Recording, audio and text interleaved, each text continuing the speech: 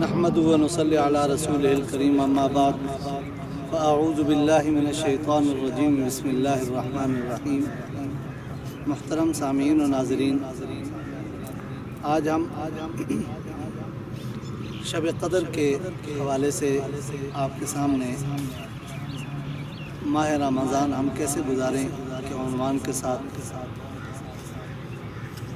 نبی کریم صلی اللہ تعالیٰ علیہ وسلم کا ارشاد ہے، امی عائشہ صدیقہ سے روایت ہے، آقا دو جہاں صلی اللہ علیہ وسلم نے فرمایا، تحروا لیلۃ القدر فی الوتر من العشر والاواخر من رمضان، او کما قال صلی اللہ علیہ وسلم، کہ تم شب قدر کو رمضان کے آخری عشرے کی طاق راتوں میں تلاش کرو۔ رمضان المبارک کے آخری عشرے کی طاق راتوں میں 21ویں، 23ویں، 25ویں، 27ویں اور 29ویں شب، 21، 23، 25 اور 27، 29 یہ 5 راتیں ہیں جو عشرہ اخیرہ کی طاق راتیں کہلاتی ہیں۔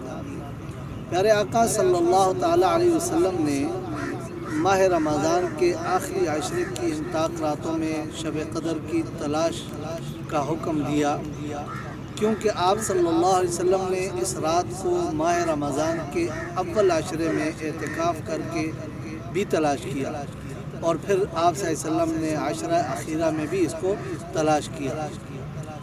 اللہ تبارک و تعالیٰ نے اس ماہ رمضان کے آخری عشرے میں اس ایک رات کو ایسا چھپایا ہے، تو کیوں چھپایا؟ شب قدر کے بارے میں قطعی خبر اس لیے نہیں دی گئی کہ کوئی شخص اس رات ہی پر بھروسہ نہ کر بیٹھے اور ایسا نہ کہے کہ میں نے اس رات میں جو عمل کر لیا وہ 1000 مہینے کے برابر بلکہ اس سے بہتر ہو گیا، چنانچہ اللہ تعالیٰ مجھے بخش دے گا اور مجھے درجہ مل گیا، جنت میں جاؤں گا، جہنم سے بچ جاؤں گا۔ ایسا خیال اسے سست نہ بنا دے، ایسا خیال اسے اللہ کی عبادت اور اللہ کے قرب سے غافل نہ کرے۔ اس لیے اللہ تبارک و تعالیٰ نے اس رات کو ہمارے پیارے آقا صلی اللہ علیہ وسلم پر مخفی کر دی، آپ کو دکھا کر پھر اس رات کو آپ کو بھلا دیا۔ ایسا کرنے سے دنیاوی امیدیں اس پر غلبہ پا لیں گی کہ اگر کوئی آدمی صرف ایک رات کو پا لیتا اور وہی رات یقینی ہوتی تو آدمی کیا کرتا کہ اس کے بعد وہ آرام سکون کی نیند سو جاتا اور کہتا کہ بس میرا کام تو ہو گیا۔ اللہ تبارک و تعالیٰ نے رسول اللہ صلی اللہ علیہ وسلم فرماتے ہیں کہ 5 چیزوں کو 5 چیزوں سے پوشیدہ رکھا ہوا ہے۔ ان میں سے پہلی چیز کیا ہے؟ لوگوں کی عبادت پر اللہ نے اپنی رضامندی کو چھپایا ہوا ہے، تاکہ کوئی آدمی اپنی عبادت پر کہ جب اس کو پتہ لگ گیا کہ میری یہ عبادت قبول ہو گئی ہے اور مجھے اس عبادت کے بدلے میں جنت مل گئی ہے اور یہ یقینی ہے، تو پھر کیا ہوگا کہ وہ بندہ جس کو جنت یقینی مل گئی وہ سست ہو سکتا ہے۔ دوسرا، رسول اللہ صلی اللہ علیہ وسلم نے جو فرمایا 5 چیزوں کو 5 چیزوں سے چھپایا ہوا ہے، پوشیدہ رکھا ہوا ہے۔ دوسری چیز ہے گناہوں پر اللہ نے اپنے غضب اور اپنے غصے کو ظاہر کرنے کو چھپایا ہوا ہے، کہ اگر ہر گناہگار بندے پر ہر گناہ پر اللہ کا غضب اور اللہ کا غصہ ظاہر نہیں ہوتا۔ اسی طرح تیسری چیز، درمیانی نماز کو دوسری نمازوں سے اللہ نے چھپایا ہوا ہے۔ اور چوتھی چیز، اپنے مقربین کو، اپنے دوستوں کو، اولیاء کو، جن سے اللہ کو محبت ہے، جو اللہ کے مقرب ہے، ان کو عام لوگوں سے اللہ نے چھپایا ہوا ہے۔ اور 5ویں چیز، رمضان کے مہینے میں اللہ نے شب قدر کو چھپایا ہوا ہے، تاکہ لوگ ایک رات میں، چند دنوں میں، چند راتوں میں اس کو تلاش کر کے آرام سے نہ بیٹھ جائیں کہ کسی کو یہ یقین ہو گیا کہ اس نے شب قدر کی حیثیت اور فضیلت حاصل کر لی ہے اور اس کو یہ یقین ہے۔ اس طرح اللہ تبارک و تعالیٰ نے 5 چیزوں کو 5 چیزوں کے اندر چھپایا ہوا ہے۔ دوسری چیز جو ہے وہ یہ کہ شب قدر کی نشانیاں کیا ہیں۔ رسول اللہ صلی اللہ تعالی علیہ وسلم کا ارشاد ہے، فرمایا وَمِنْ إِمَارَاتِهَا إِنَّهَا لَيْلَةٌ بَلَجَةٌ صَافِيَةٌ سَاجَةٌ لَا حَارَّ وَلَا بَارِدَةٌ إِلَى آخِرِ او کما قال صلی اللہ علیہ وسلم۔